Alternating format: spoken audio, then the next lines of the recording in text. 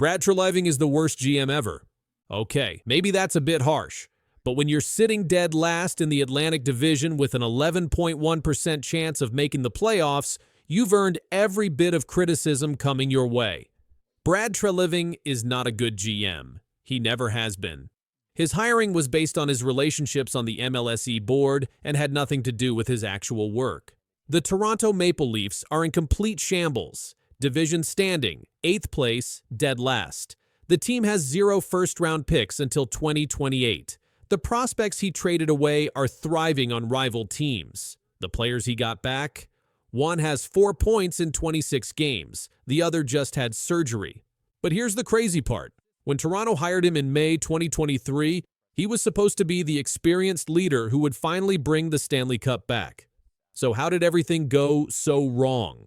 Before Toronto, Brad Treliving spent 9 years running the Calgary Flames. He was hired on April 28, 2014. In his first season, the Flames made the playoffs and won a series against Vancouver. It was Calgary's first series win since 2004. Fans were excited. But then, nothing happened. Over the next 8 years, the Flames made the playoffs 5 times. They won only 2 playoff rounds total, 2 rounds in 9 years.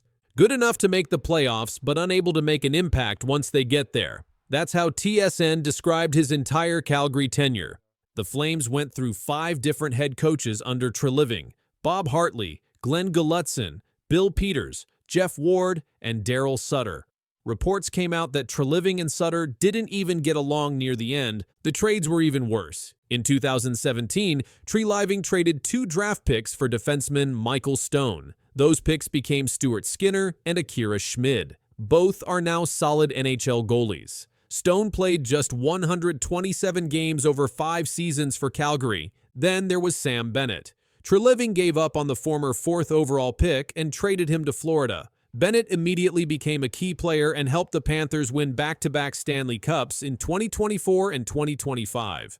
Calgary finished 2022-23 with a 38-27-17 record and missed the playoffs. On April 17, 2023, both sides agreed to part ways. "Brad Treliving is a good friend and I think a very good hockey man," said Don Maloney, Calgary's president, his voice cracking.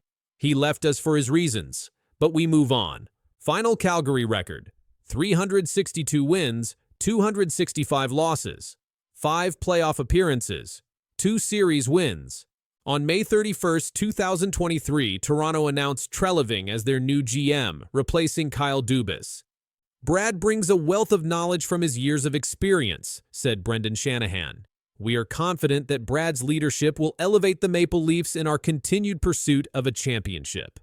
The Leafs had superstars: Austin Matthews, Mitch Marner, William Nylander, and John Tavares. They won regular season games but kept losing in the playoffs. Treliving's job was simple: push them over the top. His first season showed promise. He signed Tyler Bertuzzi and Max Domi to 1-year deals. Both struggled early but became fantastic in the playoffs. He signed goalie Anthony Stolarz, who led the NHL with a .926 save percentage. The Leafs won the Atlantic Division with 52 wins in 2024-2025. They beat Ottawa in Round 1, then pushed eventual champion Florida to Game 7. They lost 6-1, but at least they made the second round for only the second time since 2004. Leafs fans felt hope. Maybe Treliving was the answer. Then everything fell apart. After the season, Mitch Marner's contract expired. He had 741 points in 657 games and just posted a career-best 102 points. But Marner wanted out. He had a full no-move clause, meaning he controlled everything. "When a player of Mitch's magnitude moves away, that's never a fun day," Treliving said. On July 1, 2025, the Leafs signed Marner to an 8-year, $96 million deal, then immediately traded him to Vegas for center Nicholas Roy. The problem: Marner scored 102 points last season. Roy had 31.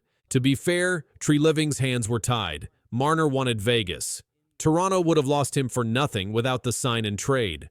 Roy has actually been good. He plays defense, wins faceoffs, does the little things. Ironically, this forced trade became one of Treliving's best moves, but the Leafs still lost a 102-point winger for a 31-point center. That's a massive hole. If the Marner trade wasn't his fault, the March 2025 deadline absolutely was. Treliving made 2 trades. Both were disasters. Trade number 1, Scott Laughton. Gave up first-round pick 2027 plus Nikita Grebenkin got Scott Laughton with salary retained. Laughton works hard and kills penalties, but since joining Toronto, he has 4 points in 26 games.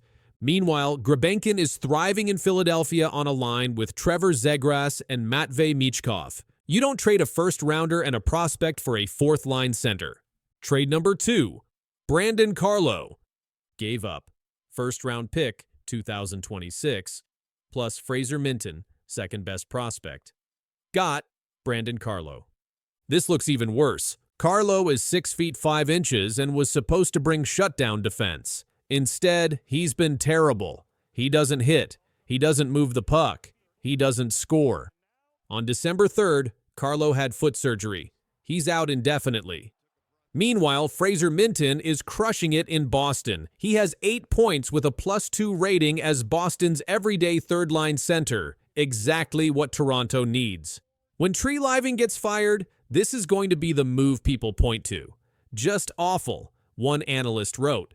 Here's the worst part. Toronto is struggling, so they're probably gifting Boston a top 10 pick in a loaded 2026 draft. Treliving traded 2 first-rounders and 2 good prospects for Scott Laughton and injured Brandon Carlo. The Max Domi mistake. Remember when Domi was great in the playoffs? Treliving brought him back on a 4-year deal, but he let Tyler Bertuzzi walk. Both were great in the playoffs. Treliving picked the wrong guy. Domi has 11 goals in 97 games since his extension kicked in. He doesn't play defense. He needs Matthews to look decent. Under new coach Craig Berube, who demands defensive responsibility, Domi looks lost. Bertuzzi went elsewhere and has been solid.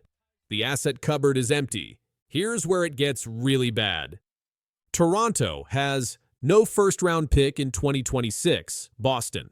No first-round pick in 2027, Philadelphia. No second or fourth-round picks in 2026. Next first-rounder, 2028. Prospect pool, nearly empty. The team is struggling, sitting dead last in their division, and Treliving has nothing to trade to fix it. A horrible place to be for a team headed for a .500 season, one reporter wrote. He can't make trades because he gave away all the pieces.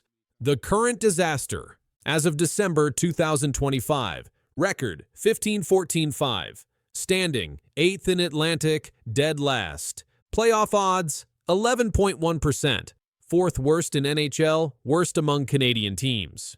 Recent form, 3 straight losses, 2 wins in last 8 games. Goals against, 3.29 per game. Power play, dead last in NHL, never happened in Matthews' era. Is this already a lost season for the Maple Leafs? TSN asked yesterday. On November 18th, Treliving held a press conference. No excuses, everyone has injuries, he said. I fully believe in Craig and the messaging. But belief doesn't win games, and the Leafs keep losing. So how bad is Brad Treliving actually? Let's review.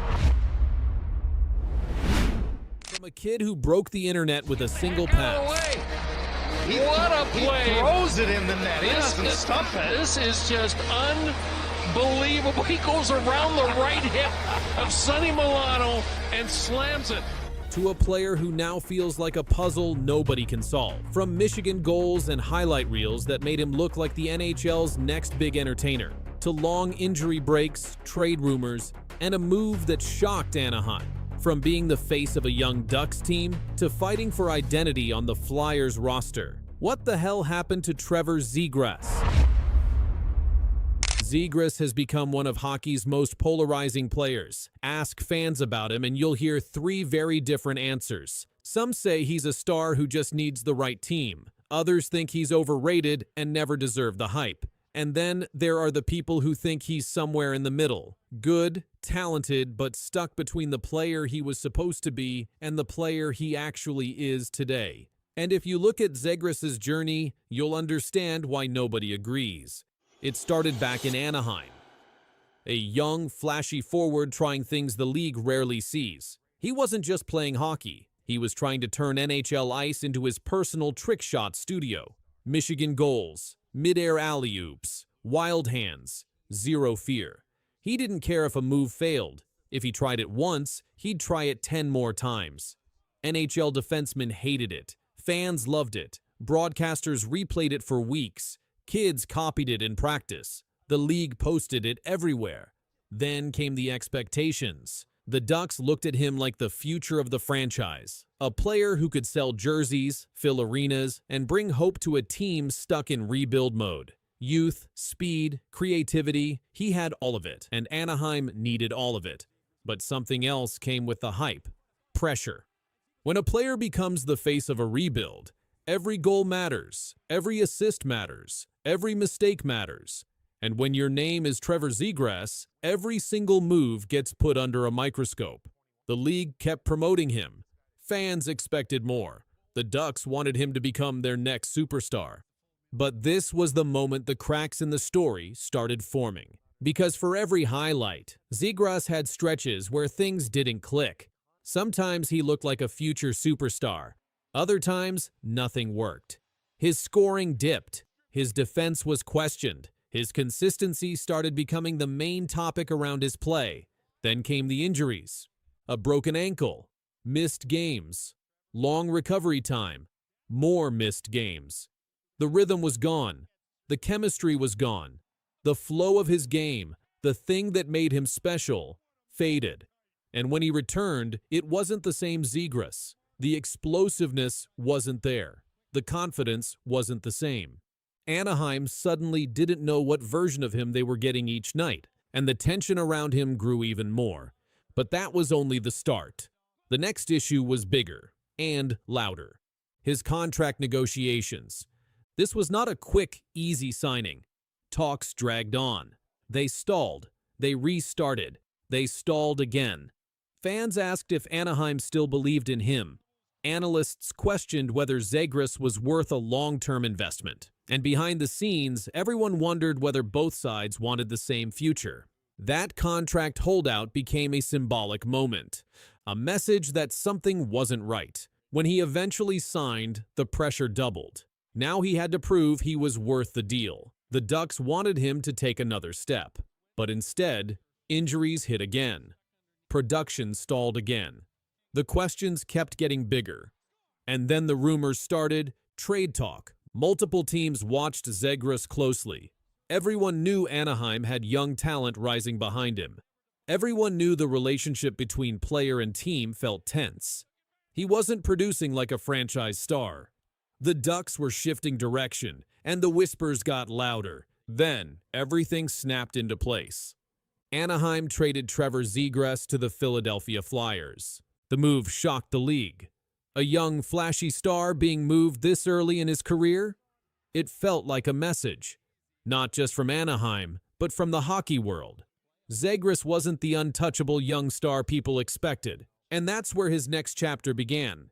In Philadelphia, a team with a different culture, a team that values structure, grit, and responsibility.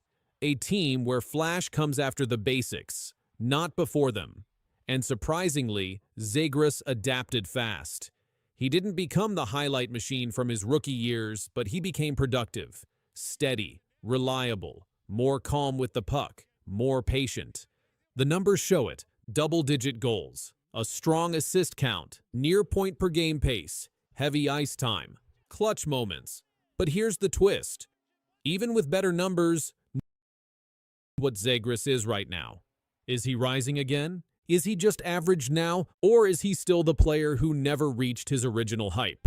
This confusion is the center of his story, because Zegras came into the league looking like a generational entertainer, someone who would change how the sport is played, someone who would bring flair back to a league that desperately needed it, someone who could become one of the NHL's biggest faces. But the injuries slowed him. The drops in production changed opinions. The trade shifted the narrative, and now Zegras is in a strange place. He's not a bust. He's not elite. He's not forgotten. He's not fully back.